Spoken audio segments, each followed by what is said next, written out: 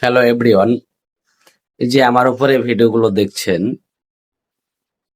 তো হুমায়ুন কবির গাল দিয়েছে, সবাই হুমায়ুন কবিরকে নিয়ে ভিডিওগুলো করছেন, কিন্তু হুমায়ুন কবির যে কিসের জন্য গালি দিল সেটা কি আপনারা দেখলেন না?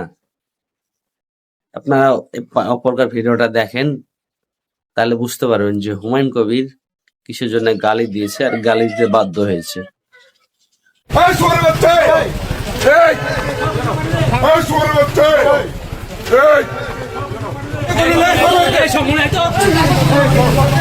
Dubai, Dubai, Dubai, Dubai,